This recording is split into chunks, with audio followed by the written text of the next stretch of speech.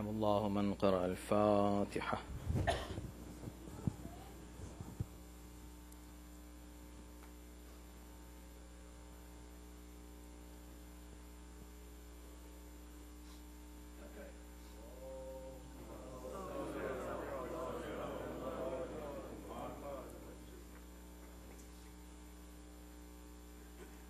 أعوذ بالله السميع العليم من الشيطان اللعين الرجيم. بسم الله الرحمن الرحيم. الحمد لله رب العالمين والصلاة والسلام على أشرف الأنبياء والمرسلين خاتم النبيين رحمة للعالمين سيدنا ونبينا وشفيع ذنوبنا وطبيب نفوسنا ومطهر قلوبنا مولانا أبي القاسم محمد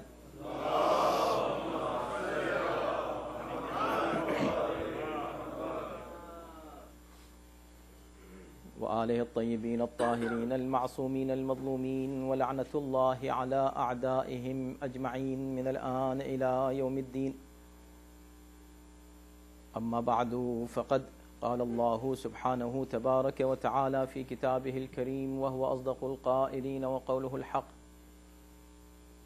بسم الله الرحمن الرحيم. ما كان محمد أبا أحد من رجالكم ولكن رسول الله وخاتم النبيين وكان الله بكل شيء عليما. صلوات.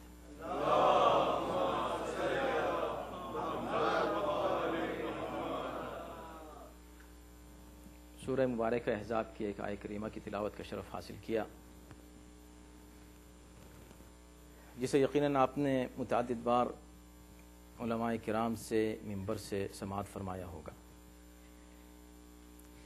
ما کان محمد ابا احد من رجالکم، محمد تمہارے مردوں میں سے کسی کے باپ نہیں ہیں.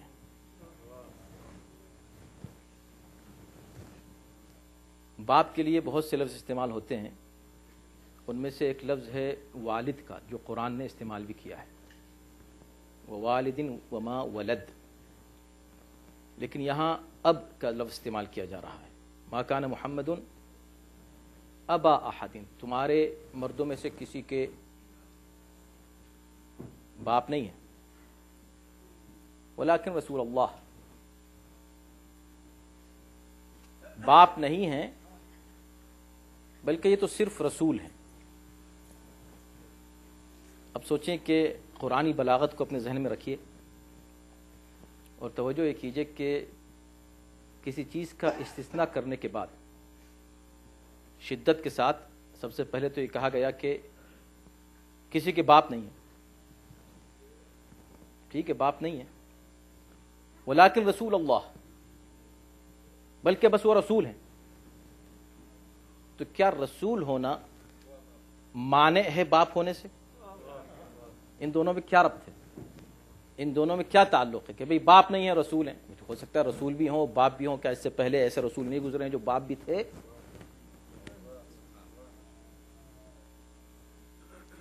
وہ خاتم النبیین، اور خاتم النبیین ہیں. وَكَانَ اللَّهُ بِكُلِّ شَيْءٍ عَلِيمًا، اور اللہ ہر بات سے واقف ہے. تو یہ آیت کریمہ جناب محترم چند اہم امور کی طرف اشارہ کر رہی ہے. پہلی بات تو یہ کہ پیغمبر سے ایک رشتے کی نفی کی جا رہی ہے کہ نبی کسی کے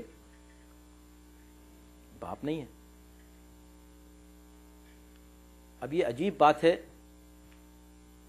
اور قرآن کا کمال ہے کہ ایک طرف یہ کہا جا رہا ہے کہ نبی کسی کے باپ نہیں ہے،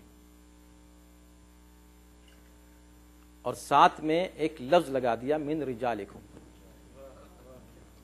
یہ کس کا احترام کیا جا رہا ہے؟ توجہ کیجئے گا. یہ ایک احترام باقی رکھا جا رہا ہے کہ نفی نہیں کی جا رہی ہے ان کے باپ ہونے کی. باپ ہیں مگر مردوں میں سے کسی کے باپ نہیں ہیں. کیوں؟ تاکہ اب اگر کوئی خطبہ پڑھے مسجد میں اور یہ کہے کہ وہ ابی محمد اور میرے باپ محمد ہیں، تو کوئی آیت لے کے نہ چلا آئے کہ ان کو باپ نہ کہو اس لیے کہ تو صرف رسول ہیں. توجہ کیجئے گا، رسول ہیں، بس وہ رسول ہیں، ان کا رشتہ نہیں ہے. ہاں رشتہ ہے. وہ ابی محمد، جناب سیدہ کھڑے ہو کر خطبہ دے رہی ہیں، خطبہ فدق معروف خطبہ ہے، اور اس میں فرما رہی ہیں کہ اور میرے باپ محمد. ہے کوئی منع کرنے والا؟ کہا نہیں، منع نہیں کر سکتا. کہا کیوں؟ اس لیے کہ نمبر 1 باپ ہیں. دوسری بات یہ ہے کہ رجالکم کا لفظ ہے وہاں، تمہارے مردوں میں سے کسی کے باپ نہیں. اب ظاہر سی بات ہے کہ اس آیت کا ایک بیک گراؤنڈ ہے جس کو شان نزول کہتے ہیں. ایک شان نزول اس کی بیان کی گئی ہے، مگر من رجالکم ہر لفظ میں یہاں پر ایک حسن ہے. تمہارے مردوں میں سے کسی کے باپ نہیں. اچھا جب باپ نہیں ہے کسی مردوں میں سے، ایک طرف کہا جا رہا ہے کہ چلو ٹھیک ہے، یہ بات تو معلوم ہو گئی کہ اس کا مطلب ہے کہ عورتوں میں سے کسی کے باپ ہو سکتے ہیں، یعنی کوئی عورت ہے جو یہ کہہ سکتی ہے کہ میرے باپ ہیں اور تم کچھ نہیں کہہ سکتے. ٹھیک، مگر یہی قرآن یہ بھی کہہ رہا ہے کہ اے نبی ان سے یہ کہہ دو کہ تم اپنے بیٹوں کو لے کر آؤ اور ہم اپنے بیٹوں کو لے کر آئیں. بھئی جب تک باپ نہیں ہوں گے تو وہ بیٹے کیسے ہو جائیں گے؟ دیکھیں یہ قرآن ہے میرے دوستو، عجیب ہے. ہاں تو وہاں ابناءنا کہا کہ نہیں کہا؟ تو جب ابناءنا کہا تو جو بیٹے ہوئے، بیٹے جب ہی ہوں گے جب کوئی باپ ہوگا. آپ نہیں کہہ سکتے یہ بیٹے تو ہیں آپ کے مگر آپ اس کے باپ نہیں ہیں، یہ تو کوئی بات نہیں ہوئی. یہ رشتہ جب قائم ہوگا تو دو طرفہ رشتہ ہوتا ہے نا، اس طرح کے رشتے دو طرفہ ہوتے ہیں.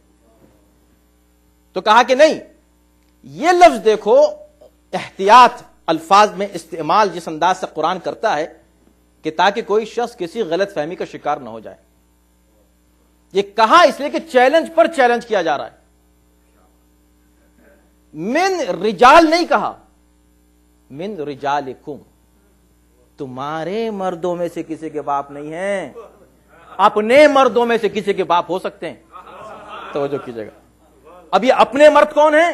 اپنے وہی ہوں گے جن کو کہیں گے منی، جس کو نبی یہ کہہ دے منی، وہ مرد ہیں کہ جن کا تعلق صرف نبی سے ہے.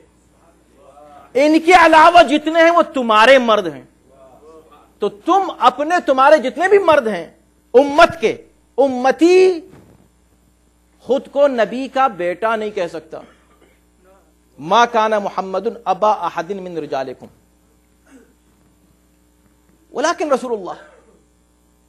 اب یہ سب باتیں کیوں کہی جا رہی ہیں؟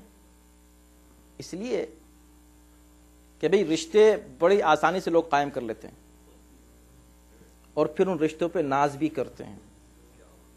تو کہا تم کوئی بھی رشتہ قائم کر لو، وہ رشتے قائم ہو سکتے ہیں جو ٹوٹ جائیں، اور جو آسانی سے جڑ جائیں اور ٹوٹ جائیں وہ رشتے تو قائم ہو سکتے ہیں، لیکن وہ رشتہ قائم نہیں ہو سکتا کہ جو ٹوٹنے کے بعد بھی نہیں ٹوٹتا.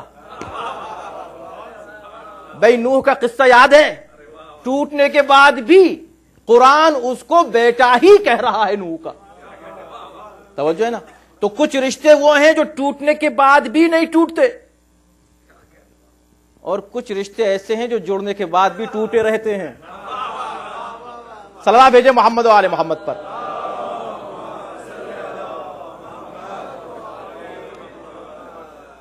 سورہ احزاب ہے، اور سورہ احزاب ہی میں ازواج کا تذکرہ بھی ہے، سورہ احزاب ہی میں اہل بیت کا تذکرہ بھی ہے، اور سورہ احزاب ہی میں یہ رشتہ بھی بیان کیا جا رہا ہے. اور ایک طرف یہ کہا جا رہا ہے کہ دیکھو کسی کے باپ نہیں ہے. ٹھیک ہے، باپ نہیں ہے، ان کو کسی کا باپ مت کہنا. ٹھیک، کیا کمال ہے قرآن کا. اب آپ دیکھیں نا، ان سب چیزوں کو ملائیں، ادھر سے اٹھائیں ادھر سے اٹھائیں، تمام آیتوں کو ایک جگہ ملائیں اور دیکھیں کہ قرآن میسج کیا دینا چاہ رہا ہے. اچھا جب یہ کسی کے باپ نہیں ہے، جب یہ کسی کے باپ نہیں ہے تو ان کی بیوی کسی کی ماں کیسے ہو جائے گی؟ بھئی توجہ ہے کہ نہیں؟ قرآن اس پہ اصرار کر رہا ہے کہ محمد تو اللہ کے رسول ہیں مگر ان کی بیویاں مومنین کی مائیں ہیں. ابھی مومنین کی مائیں کیسے ہو گئیں جب خدا یہ کہہ رہا ہے کہ اے نبی تم ان کے باپ نہیں ہو، تو ان کی بیویاں، نبی کی بیویاں مائیں کیسے ہو گئیں؟ رشتہ تو اس طرح بنتا ہے نا۔ اور اگر یہ کہا جائے کہ بھئی نبی کی جتنی بھی بیویاں ہیں وہ مائیں ہیں مومنین کی، تو امہات المؤمنین کے جو شوہر گرامی ہیں وہ پھر کیا ہوئے؟ باپ ہوئے؟ نہیں۔ تو بھی کون سا کمپلیکیشن ہے کیا اس رشتے میں؟ کسی طرح کا کچھ بات ہو رہی ہے؟ نہیں۔ کہا یہ جا رہا ہے کہ تمہارا نبی سے تو رشتہ نہیں ہے، اس پہ کوئی افتخار نہ کرنا، مگر جو نبی کے رشتے ہیں، نبی کے جو رشتے ہیں اس کو ہم تمہیں بتانے چاہتے ہیں کہ جو نبی کے رشتے ہیں خصوصی، وہ ہیں کہ جن کا تعلق نبی سے ہے۔ اب ان کی ماں، ان کی بیوی ماں کیسے؟ احترام ہے بھئی، ماں کا کتنا احترام ہے، کتنی عزت ہے ماں کی۔ کہا یہ اسی لیے کہا گیا کہ یہ ماں اب بہت ہی نازک مرحلے سے قرآن گزرا ہے یہاں، بڑے حسن کے ساتھ، بڑے حسین اسلوب کے ساتھ۔ یہ کیا فضیلت ہے ماؤں کی؟ ان کی فضیلت ہے ان کا ماں بنا دینا، یا امت کے لیے شرم کی بات ہے کہ ان کو ماں بنانا پڑا؟ بھائی میں نے اشارہ کر دیا ہے، اور یہ بات میں اس طرح نہیں کر رہا ہوں، اس کی دلیل ہے، اور خود قرآن کی یہ بات دلیل ہے اس کی۔ یہ مت کہو ارے وہ تو ام المومنین ہے، وہ تو ام المومنین ہے۔ ام المومنین بے شک قابل احترام، مگر سوال یہ ہے کہ پھر وہ ابو المومنین کیوں نہیں ہے؟ وہ ابو المومنین نہیں ہے، کیوں؟ اس لیے کہ ان کو ماں بنا کر کچھ ان افراد کی گستاخی کا جواب دیا گیا، اور ساتھ ہی ساتھ ان سے بھی کہا گیا کہ بھی دیکھو ہم نے تم کو مومنین کی ماں بنا دیا، اب تم اپنی حد میں رہنا، اور تمہاری حد کیا ہے؟ وہی جو قرآن نے معین کی ہے سورہ احزاب میں، وَقَرْنَ فِي بُيُوتِكُنَّ، اپنے گھروں میں بیٹھی رہنا۔ گھروں میں، گھر میں نہیں، گھر نہیں، گھر تو ایک مفرد گھر، ایک لفظ استعمال ہوا اسی میں، انہی آیات کے درمیان میں، اہل البیت، وہاں اہل البیوت نہیں ہے، گھروں والے نہیں، گھر والے۔ اور یہ کون ہیں؟ یہ گھروں والیاں ہیں، یہ گھر والیاں نہیں ہیں، یہ بیوت والیاں ہیں، بیت والیاں نہیں ہیں۔ کچھ لوگ ہیں جو بیت والے ہیں، بیوت والے نہیں ہیں۔ وہ کون سا بیت ہے جو بیت والے ہیں؟ ایک بیت، اہل البیت، تو لوگ گنا کہ رسول کا بیت۔ اگر رسول کا بیت ہے، اگر رسول کا بیت ہے یہ، تو اس بیت میں وہ بیوت شامل ہیں کہ نہیں؟ شامل ہیں، یا تو ہیں یا نہیں ہیں؟ کہا بھئی ہیں بھی اور نہیں بھی ہیں، یہ کیسے ہوا؟ کہا اگر رسول کی بات ہے تو شامل ہیں، رسالت کی بات ہے تو شامل نہیں ہے۔ بیت رسالت کہاں ہے؟ وہ اس وقت ہوگا جب پیغمبر خود اعلان کریں گے اللہم ان ہؤلاء اہل بیتی۔ توجہ فرمائیں۔ اب اس کے بعد میں جلدی سے آگے بڑھتا ہوں، گفتگو کو طول نہیں دینا تاکہ اس آیت پر تھوڑی سی گفتگو ہو جائے۔ تو ما کان محمد ابا احد من رجالکم، اس میں یہ اشارے ہیں کہ محمد کسی کے باپ نہیں ہو سکتے، کا مطلب کیا ہوا؟ کہ امت کا کوئی مرد یہ نہیں کہہ سکتا کہ وہ میرے باپ ہے۔ حد یہ ہے کہ وہ بھی کہ جس کو بچپن سے پالا تھا اپنی آغوش میں، پیغمبر نے لے لیا تھا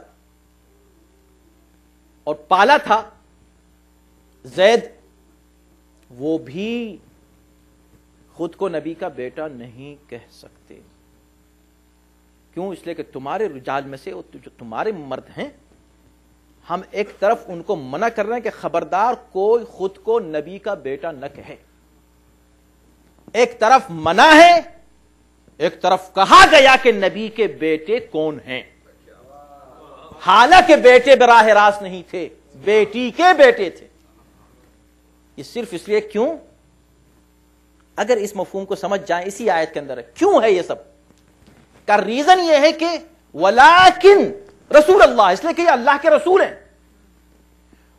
دیکھیں اللہ کا کیا نظام ہے، پیغمبر اسلام کو لوگوں نے کہنا شروع کیا کہ ابتر ہیں، کہا کہ نہیں؟ اس کے بعد آیت بھی اتری، بلکہ پورا سورہ اترا کہ ہم نے کوثر دیا ہے، یہ کیسے ابتر کہہ سکتے ہو؟ ابتر تو تمہارے دشمن ہیں، ابتر نہیں ہو تم، تو پھر اولاد؟ دیکھو اگر اولاد ہوتی ہی نہیں، یا یہ کہا جائے کہ چلو بیٹیاں ہوئی، بیٹے ہوتے ہی نہیں، اگر ایسا ہوتا کہ بیٹے ہوتے ہی نہیں، ایک ہی بیٹی ہوتی بس، تو کہتے کہ بیٹے نہ ہونے کی وجہ سے کہا کہ یہ ابتر ہیں۔ نہیں، بیٹے ہوئے، بیٹے ہوئے، بیٹا نہیں بیٹے ہوئے، اور اللہ نے لے لیے بچپن میں۔ اور 9 بیویوں میں کتنے اولادیں ہوئیں، کتنے بیٹے ہوئے؟ مسئلہ صرف یہ تھا کہ ما کان محمد ابا احد من رجالکم ولکن رسول اللہ، رسالت کو، خدا کو محفوظ رکھنا تھا۔ آپ یہ سوچ لیں کہ جب بغیر بیٹوں کے یہ سب کچھ ہوا، اگر ان میں سے کسی کے کوئی بیٹا ہو جاتا تو کیا ہونے والا تھا؟ امامت نہیں چلتی، خلافت نہیں چلتی، رسالت چلتی۔ اس لیے کہا کہ بھئی یہ کسی کے باپ نہیں ہے، صرف رسول ہیں، صرف رسول ہیں۔ کیوں؟ اس لیے کہ خاتم النبیین ہے، نبوت ختم ہو گئی۔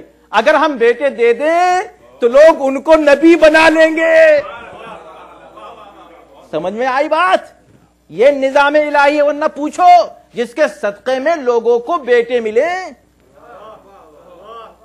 اس کے خود بیٹے نہ ہوں، واللہ ان کے صدقے میں بیٹے ملیں گے۔ جاؤ مانگو رسول اللہ سے، ملتے ہیں۔ ارے جب ان کے بیٹوں کے ذریعے سے مل جاتے ہیں بیٹے، جب ان کی آغوش میں بیٹھا ہوا ان کا بیٹا یہ کہتا ہے کہ جاؤ میں نے 1 دیا، 2 دیے، میں نے 7 دیے، جب وہ دے سکتا ہے تو خود نبی کیوں نہیں دے سکتے؟ نبی دے سکتے ہیں۔ تو جو نبی دوسروں کو بیٹے دیں، طنز کے باوجود بھی خدا نے ان کو بیٹے جینے کے لیے نہیں دیے صرف اس لیے تاکہ لوگوں کو معلوم ہو کہ نہیں بیٹے ہیں ان کو تم ابتر نہیں کہہ سکتے، بیٹے ہوتے ہیں ان کے، دیکھو ہوئے بیٹے، قاسم ہوئے، طیب ہوئے، طاہر ہوئے، یہ سب بیٹے ہوئے، مگر زندہ نہیں رہے۔ اچھا جو بیٹے نہیں تھے، اللہ نے کہا کہ یہ بیٹے ہیں، اور وہ بھی اس اعلان سے، اس اعلان کے ساتھ کہ آؤ، ایسے نہیں میدان میں بتائیں گے کہ یہ بیٹے ہیں، ابناءنا، اور چیلنج کر کے بتائیں گے کہ بیٹے ہیں۔ انٹرنیٹ آج کل جو ہے نا وہ انفارمیشن ایج ہے، ظاہر سی بات ہے کہ آج کل ہر بات انٹرنیٹ کے اوپر موجود ہے، اور اب وہ زمانہ چلا گیا کہ بھئی یہاں مت سننا اور وہاں مت سننا، یا ہم صرف یہاں یہ بات کہہ دیتے ہیں اور کسی کو سننا نہیں، ہر ایک سنتا ہے۔ تو انٹرنیٹ کے اوپر بہت چیزیں آپ کو ملیں گی، انہی میں سے میں ایک جگہ دیکھ رہا تھا، ایک بڑے میاں اچھے خاصی ریشے دراز کے ساتھ کھڑے ہوئے لوگ، پتہ نہیں کس کا، مجھ کو تو نام بھی یاد نہیں رہا، کسی کا نام لے کے کہہ رہے ہیں کہ رسول اللہ جب نماز میں جاتے تھے تو ان کو اپنی آغوش میں اٹھا کے نماز پڑھتے تھے، اور پھر مجمع سے پوچھ رہے ہیں کون تھے یہ، اس کا نام لے رہے ہیں، کیوں؟ کہا اس لیے کہ یہ نواسے تھے رسول کے۔ تو رسول اللہ کے جو بڑے نواسے تھے کون تھے؟ وہ کسی کا نام لیا گیا کہ وہ بڑے رسول کے نواسے۔ یہ جو لوگ نبی کی بیٹیاں بیان کرتے ہیں نا، وہ بیان ہی اس لیے کرتے ہیں کہ بعد میں نواسے بھی بیان کریں، نواسے بھی لے کے آئیں بعد میں۔ وہ تو یہ کہیے کہ پہلے ہی سے لوگ ان کو ریجیکٹ کر دیتے ہیں کہ بھئی نہیں بیٹیاں تھیں ہی نہیں، تو ان کو نواسے بنانے کا موقع ہی نہیں ملتا۔ لیکن یہ بڑے میاں کہہ رہے تھے کہ بھئی وہ نواسے تھے اور یہ بڑے نواسے تھے اور یہ،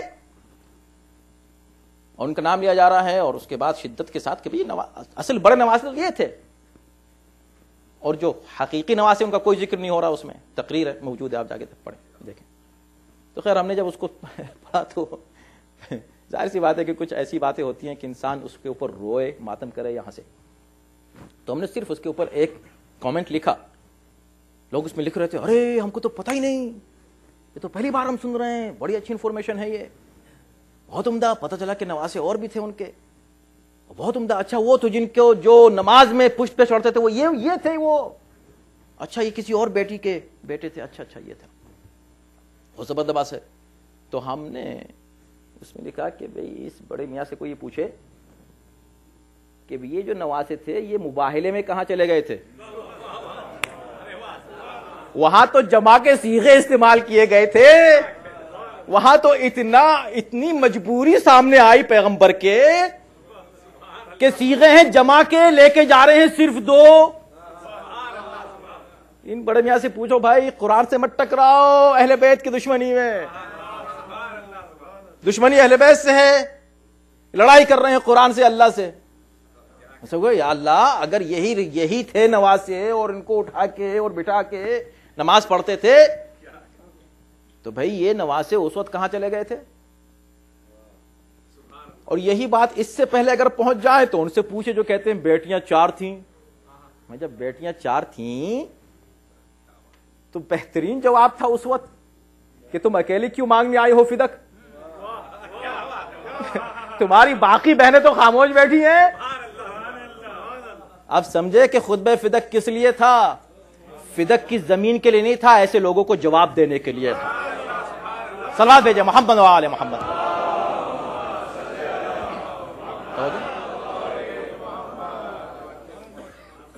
تو لیکن رسول اللہ کی رسالت کو بچانا ہے، 2 طریقے سے بچایا اللہ نے رسالت کو، رسول کو اولاد دے کر اور ان کی ابنیت سے دوسروں کو خارج کر کے، دونوں ذریعے سے، نواسوں کو مباہلے کے ذریعے سے ابن بنایا اور پوری امت کو ابنیت سے خارج کیا۔ تو دونوں ذریعے سے رسالت کی حفاظت ہوئی۔ تو یہاں کیوں نہیں ہے کوئی نبی کا ابن؟ اس لیے نہیں ہے کہ یہ رسول ہیں۔ وہاں کیوں ہیں یہ 2 بیٹے جو نواسے تھے، بیٹے کیوں ہو گئے؟ کہا اس لیے کہ یہ رسول ہیں۔ توجہ کیجئے گا، چونکہ یہ رسول ہیں لہذا ان کے ایسے بیٹے ہونے چاہیے جیسے یہ ہیں۔ تم خود کو بیٹا مت کہہ دینا، جب بیٹے نہیں ہو سکتے تو بڑے بھائی کیسے ہو سکتے ہو، چھوٹے بھائی کیسے ہو سکتے ہو؟ سنا آپ نے، بڑے بھائی ہیں ہمارے بھئی، کیوں ہم جیسے پھر بڑے بھائی، استغفر اللہ، ولکن رسول اللہ وما محمد الا رسول، محمد کچھ نہیں علاوہ رسول کے، قد خلت من قبلہ الرسل، ہر جگہ 4 جگہ نام اسم گرامی آیا ہے پیغمبر اسلام کا قرآن مجید میں۔ قد خلت من قبل الرسل، اس نبی سے پہلے بھی رسول گزر چکے۔ بس میں کیا آپ کی خدمت میں عرض کروں کہ ہر جگہ کچھ اس طرح کے سامنے پیغامات ہیں اور لوگ کہتے ہیں کہ صاف صاف کیوں نہیں بیان کیا؟ اتنا صاف اور کیا، کتنا صاف چاہتے ہو؟ بھئی پیغمبر اسلام کے لیے کہا کہ محمد صرف اللہ کے رسول ہیں، یہ سورہ احزاب کی آیت تھی، اور یہاں کیا کہا جا رہا ہے؟ محمد صرف اللہ کے رسول ہیں۔ قد خلت من قبل، اس سے پہلے بھی رسول گزر چکے ہیں۔ یہ کیا مطلب؟ رسول ہیں اس سے پہلے بھی رسول گزر چکے ہیں، کہا تاکہ تم کوئی ایسا حکم یہاں صادر نہ کرو نبی کے لیے الگ سے کہ یہ کہہ دو کہ یہ تو رسول ہیں لہذا ان کے لیے کوئی ایک خاص حکم ہوگا الگ سے کوئی حکم شریعت میں نبی کے لیے اگر ہوگا تو اس کو قرآن بیان کرے گا۔ لیکن جب قرآن کرے کہ جیسے اور بھی اس سے پہلے نبی گزرے، مطلب کیا ہے؟ یعنی اس سے پہلے اگر نبیوں کی میراث تقسیم ہوئی ہے تو ان کی بھی ہوگی، اگر اس سے پہلے کسی نبی نے اپنی میراث نہیں چھوڑی ہے تو یہ بھی نہیں چھوڑیں گے۔ تو تم کسی لنگڑی لولی حدیث کی طرف مت چلے جانا، جو قرآن کہہ رہا ہے اس کو سننا کہ یہ صرف رسول ہیں اور صرف رسول ہیں اور اس سے پہلے بھی رسول گزر چکے ہیں، یعنی جو احکام ان کے لیے تھے وہ احکام ان کے لیے نافذ ہوں گے. ان کو الگ مت کر دینا، ان کی اولاد کو جدا مت کر دینا. یہی تو شہزادی نے فرمایا تھا خطبہ فتح میں کہ تم تو اپنے باپ کی جائیداد وصول کرو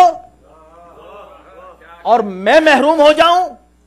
بتاؤ کہاں لکھا ہے قرآن میں؟ چیلنج کیا قرآن سے، دکھاؤ قرآن میں، دکھاؤ. ابھی تم آج ہم سے پوچھتے دکھاؤ قرآن میں، شہزادی اس وقت پوچھ رہی ہیں ان سے دکھاؤ قرآن میں، بتاؤ کہاں ہے قرآن میں کہ میں اپنے باپ کی میراث سے محروم ہو جاؤں. تو وما محمد الا رسول قد خلت من قبلہ الرسل، یہ سارے اشارے اسی بات کے. اس کے بعد کیا کہا؟ افإن مات او قتل، اب اگر یہ نبی مر جائیں یا قتل ہو جائیں. یہ مر جائیں یا قتل ہو جائیں کیا مطلب؟ یہ یا جو ہوتا او اور اگر ایسا ہو اور ایسا ہو یا ایسا ہو یا ایسا ہو، یہ وہی کہہ سکتا ہے جو کنفیوز ہو. کنفیوژن میں یا کا لفظ استعمال ہوتا ہے، او کا لفظ جو ہے وہ یقین کی منزل میں استعمال نہیں ہوتا. کتنے لوگ ہیں مجلس میں؟ 100 ہیں یا 125 ہیں، اور جس نے گنا ہوا ہے کہتا ہے 110 ہیں، کہتا ہے کہ نہیں؟ اور جو کنفیوز ہے ہاں 110 ہوں گے یا 115 ہوں گے. اس کا مطلب ہے کہ علم کی کمی سے یہ کنفیوژن کا شکار ہو گیا ہے. خدا کیا کہہ رہا ہے؟ یا تو مر جائیں گے یا قتل ہو جائیں گے. تو خدا کو معلوم نہیں کہ کیا ہونے والا ہے. یہ یا کیوں استعمال کیا جا رہا ہے؟ دیکھو مر جائیں گے اس لیے کہا دشمن کے مقابلے پر، کافروں کے لیے، کیونکہ کافروں کے مقابلے پر اس کو برقرار رکھنا تھا کہ نبی قتل نہیں ہوئے. ان کے رعب اور جلال اور ان کی عظمت کو برقرار رکھنے کے لیے اللہ کی مرضی یہی تھی کہ کافروں کو یہ اندازہ نہ ہو کہ نبی قتل کیے گئے ہیں. مگر دوسرا جملہ، ہاں تمہارے لیے ہم کہہ رہے ہیں کہ قتل بھی ہو سکتے ہیں، یہ ایسا بھی ہو سکتا ہے کہ ان کو کسی نے قتل کیا ہو، ورنہ یا کا لفظ قرآن استعمال نہیں کرتا. اب یہ بات اس کے لیے ہے، یہ بات ادھر کے لیے ہے. تو تم غور کر لینا، کسی چیز کا انکار نہ کیا کرو فوراً. یہ کیسے ہو سکتا ہے؟ قرآن میں لکھا ہوا ہے، ہر چیز قرآن میں. افإن مات او قتل انقلبتم علی اعقابکم، تم پلٹ جاؤ گے اسی طرف جدھر سے آئے تھے. انقلبتم، یہ کون کہہ رہا ہے؟ قرآن کہہ رہا ہے. سورہ آل عمران آیت نمبر 144، 144 آیت جا کے پڑھ لیجئے. اور یہ میں نے سورہ احزاب کی آیت آپ کے سامنے پڑھی. اب یہ قرآن ہے، میں اپنی طرف سے کوئی بات نہیں کر رہا ہوں. تو قرآن کوئی ایسی بات نہیں کرتا، اندازوں میں بات نہیں کرتا قرآن. ہاں بھئی ایسا ہے اپروکسیمیٹلی، اپروکسیمیٹ نہیں ہے اللہ کے یہاں. اللہ کے یہاں ایگزیکٹلی جو بات ہے بس وہ ہے. وہ خدا جو علام الغیوب ہے وہ یہ کہہ رہا ہے کہ اگر یہ مر جائیں یا قتل ہو جائیں، انقلبتم علی اعقابکم، تم پیچھے الٹے پاؤں اپنے اسی دین کی طرف پلٹ جاؤ گے. اسی دین کی طرف پلٹنے کو ارتداد کہتے ہیں، مرتد ہونا کہتے ہیں. اب اگر جب کچھ روایات آتی ہیں کہ نبی کے بعد امت کی امت مرتد ہو گئی، ارے سب کیسے مرتد ہو جائیں گے؟ قد خلت من قبلہ الرسل، اس سے پہلے بھی کچھ رسول گزر چکے ہیں، ان کی امتوں کو دیکھ لو کیا ہوا. صرف 40 سال، 40 دن میں، 40 راتوں میں پوری امت پلٹ سکتی ہے، تو 40 سال میں ساری امت نہیں پلٹ سکتی. یہ کون سی دلیل ہے؟ اور یہ کیسا ہو سکتا ہے ساری امت پلٹ جائے؟ ہمارے یہاں حدیث ہیں ایسی کہ سب پلٹ گئے تھے علاوہ 4 کے، بالکل پلٹ گئے تھے. اب یہ اور بات ہے کہ حقانیت، حق جو ہے نا سر چڑھ کے بولتا ہے، وہ آپ نے سنا ہے نا، سچائی. کیوں؟ اس لیے کہ حق ہے، سچ ہے، اس کو دبایا نہیں جا سکتا. کچھ عرصے کے لیے حق مظلوم تو ہوتا ہے لیکن حق دبایا نہیں جا سکتا. الحق یعلو ولا یعلا علیہ، حق ہمیشہ اپر ہینڈ رہتا ہے، اس کے اوپر کوئی اوپر آ کر نہیں بیٹھ سکتا. حق کے اوپر حق کو دبایا نہیں جا سکتا. 4 تھے نبی کے بعد, پرسنٹیج کتنی تھی؟ آج دیکھ لیجئے الحمدللہ پرسنٹیج کتنی ہے, اس لیے کہ سچائی سامنے آتی چلی جا رہی ہے. افإن مات او قتل انقلبتم على اعقابكم, یہ قرآن کہہ رہا ہے کہ تم پلٹ جاؤ گے. ومن ينقلب على عقبيه فلن يضر الله شيئا, جو پلٹ جائے وہ اللہ کا کوئی نقصان نہیں کر سکتا. وسيجزي الله الشاکرین, اور اللہ شکر کرنے والوں کو جزا دے گا. دیکھیں آیات میں اشارے ہوتے ہیں میرے دوست, انسان سمجھنا چاہیے انسان کو کہ بھئی آیت کا مطالعہ کیسے کیا جائے. آخر میں کیوں ویسے اللہ الشاکرین, اللہ شکر گزاروں کو جزا دے گا. اس کا مطلب یہ ہے کہ سب نہیں پلٹیں گے, کچھ ایسے بھی ہوں گے جو شکر گزار ہوں گے. مگر شکر گزار کون ہیں؟ وَقَلِيلٌ مِّنْ عِبَادِيَ الشُّكُورُ, میرے شکر گزار بندے کم ہیں. قلیل, اسی قلیل سے اقلیت ہے, یعنی ہر دور میں حق رہے گا تو سچ کو ماننے والے رہیں گے مگر اقلیت میں رہیں گے.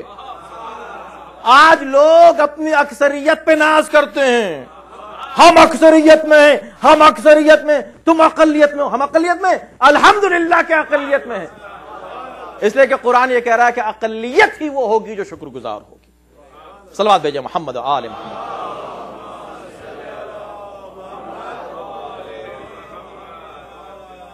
کتنے مختصر رہ گئے تھے؟ اتنے مختصر, 1.25 لاکھ کا مجمع. سوچیں 1.25 لاکھ کا مجمع.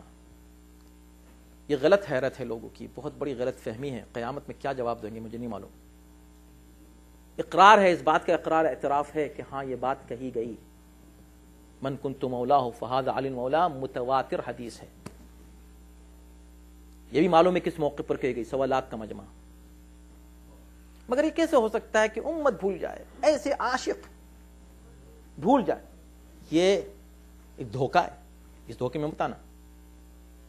ان کو رہنے دو, ان کا کیا ہوا ہونے دو, وہ جانے, ان کا کام جانے. ان کے لیے آج کیوں مارے جا رہے ہیں لوگ؟ یعنی یزید کے لیے جان دینے کو تیار ہے. چلو اس وقت جان دے رہے تھے, کچھ مل رہا تھا, اب تمہیں کیا مل رہا ہے؟ تو علاوہ بغض حسین کے اور کچھ ہے؟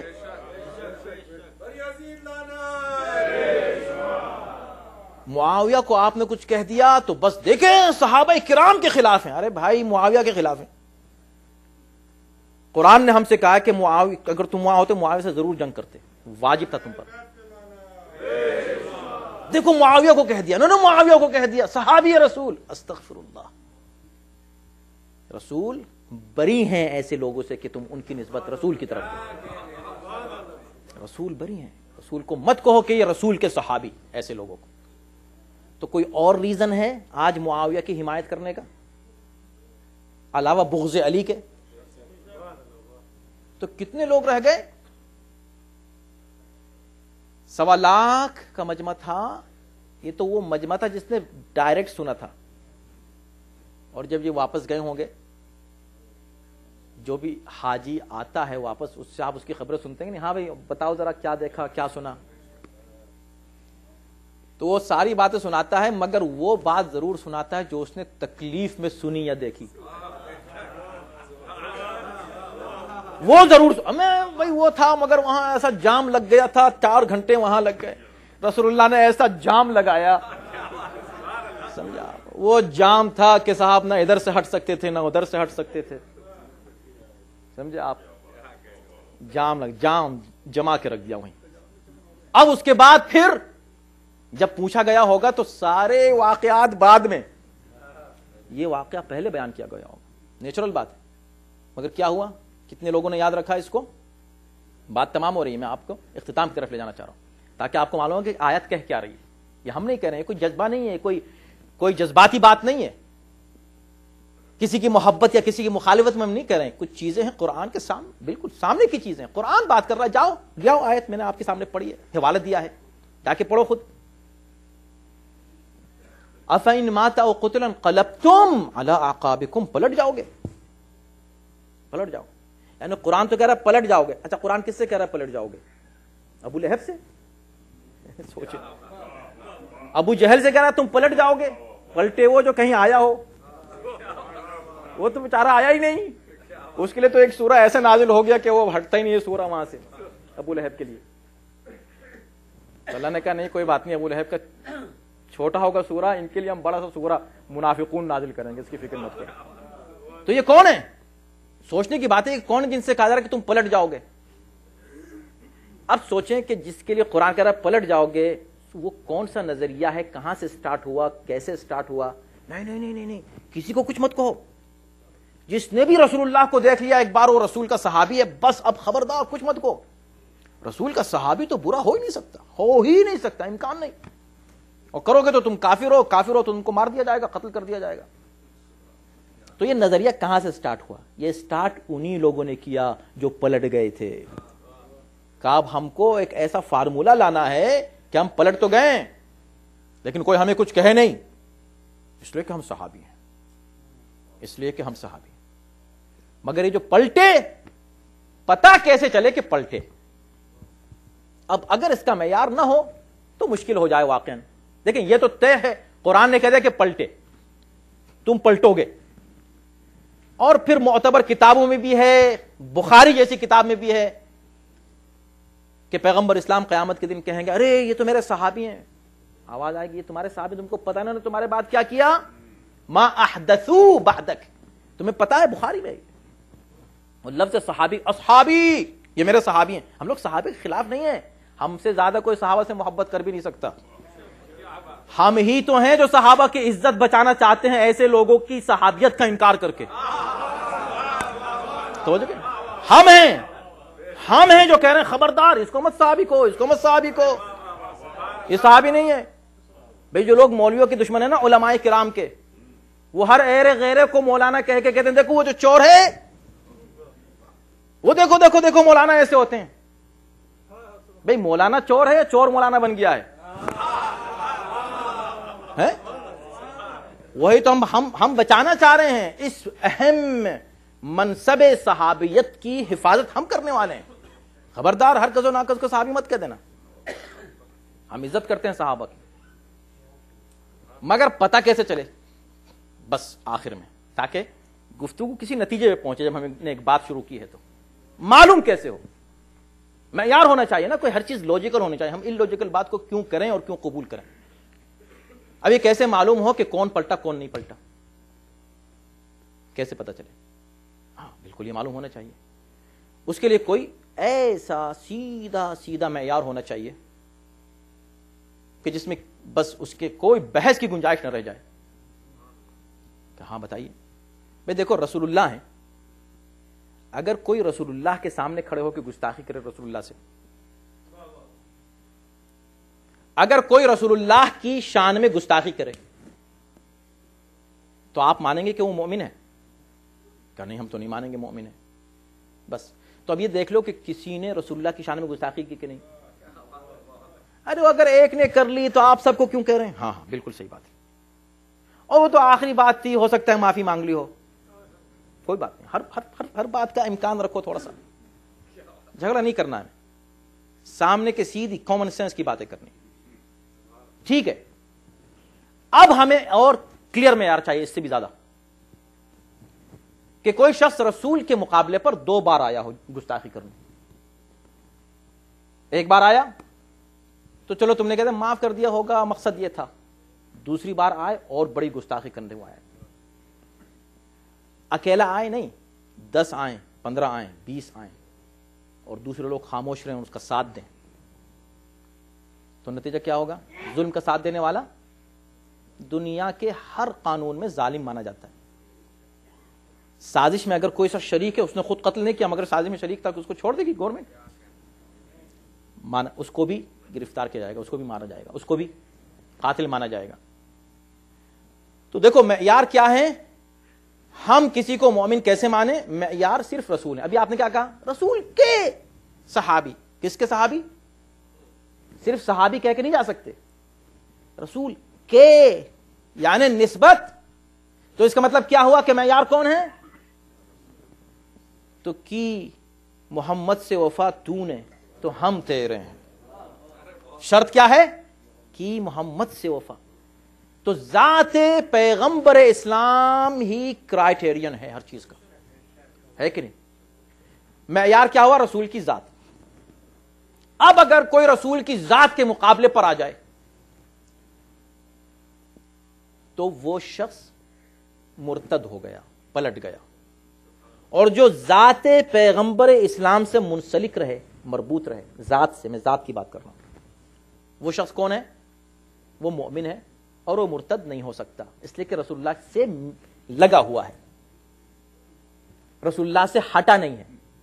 اب بس پیغمبر اسلام کی آنکھ بند ہونے کے بعد ہم کو کیسے پتا چلے کہ رسول کی ذات سے کون مربوط ہے اور کون الگ ہو گیا؟ تو ہم کو ضرورت اس بات کی کہ پیغمبر یہ بتائیں کہ یا رسول اللہ ایسے موقع پر ہم کیا کریں؟ تو کہا یہ بتاؤ کہ اگر کوئی آ کر میرے ہاتھ پر حملہ کرے تو تم کیا کہو گے؟ کہتے ہو کوئی بات نہیں، رسول اللہ کو تھوڑی کچھ کہا ہے، رسول اللہ کے ہاتھ ہی پہ تو حملہ کیا ہے، ارے کوئی حرج نہیں، وہ رسول اللہ کے جو ہے وہ دندان مبارک ہی تو شہید کیے ہیں، رسول اللہ کو کچھ نہیں کیا، اس نے، وہ قاتل نے، اس نے تو مارا تو رسول اللہ کے دانت ٹوٹ گئے، اتنے تو ہوا، رسول اللہ کو کچھ نہیں ہوا۔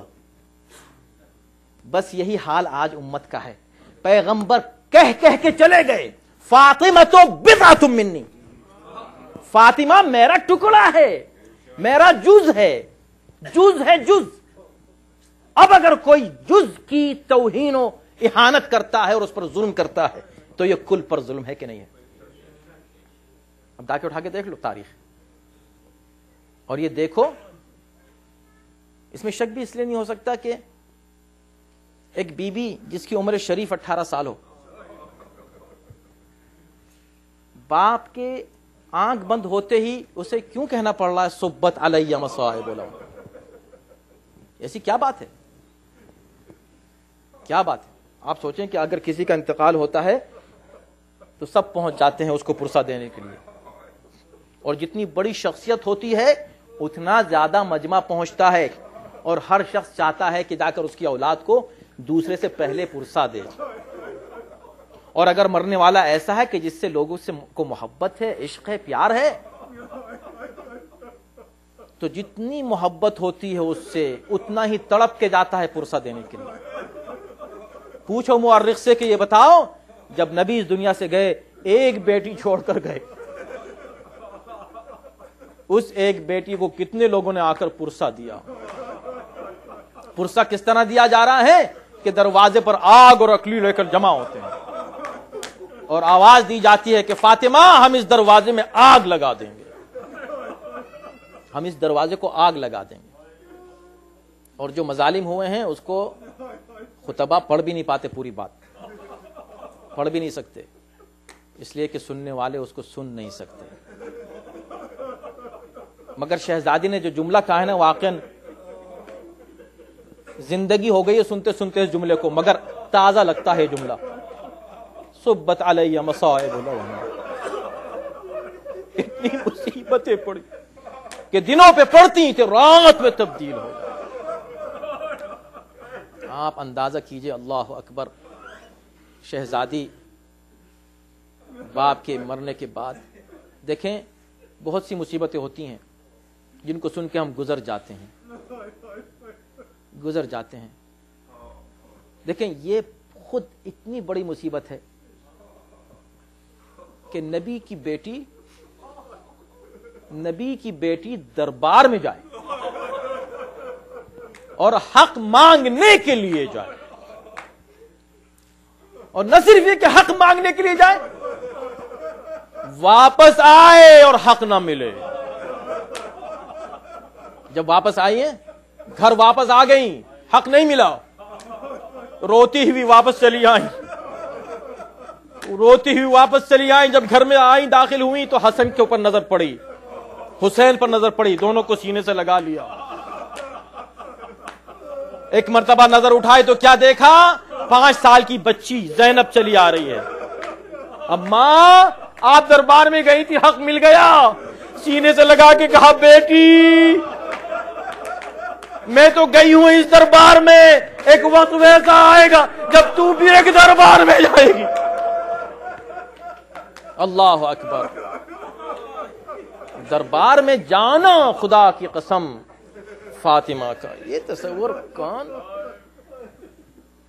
اور حق نہ دیا جائے اور واپس چلی آئیں، لیکن اصل بات یہ نہیں تھی، حق کو ثابت کرنا تھا، اپنے سے زیادہ علی کے حق کو ثابت کرنا تھا۔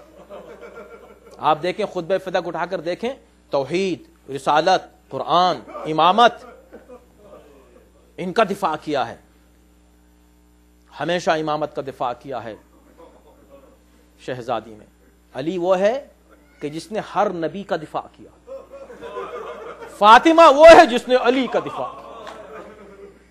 اس لیے جب فاطمہ کی شہادت کے بعد علی کا مرثیہ پڑھیں، مرثیہ پڑھتے ہیں، اے فاطمہ یہ بتاؤ اب میں اکیلا رہ گیا، نبی کے مرنے کے بعد اکیلا نہیں تھا، فاطمہ تھی میرے ساتھ، ہائے رے علی کی تنہائی کہ نبی کے بعد اب علی کا کوئی ساتھی نہیں، فاطمہ کے سوا،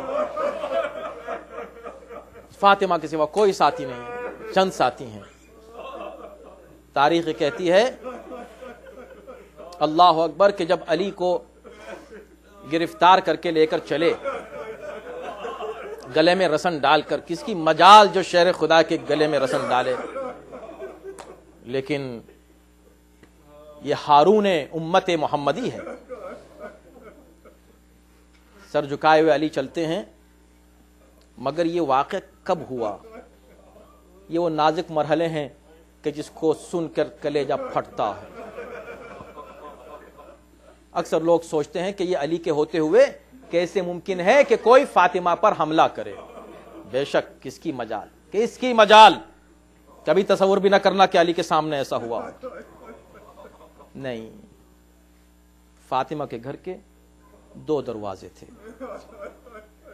ایک دروازہ باہر کی طرف کھلتا تھا، ایک دروازہ مسجد کی طرف کھلتا تھا۔ علی کو اس دروازے سے لے کر گئے جو مسجد کی طرف کھلتا تھا،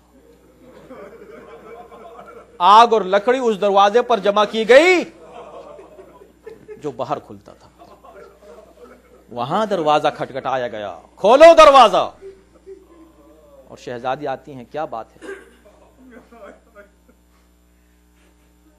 دروازہ کھولو، ہم علی کو لے کر جانا چاہتے ہیں۔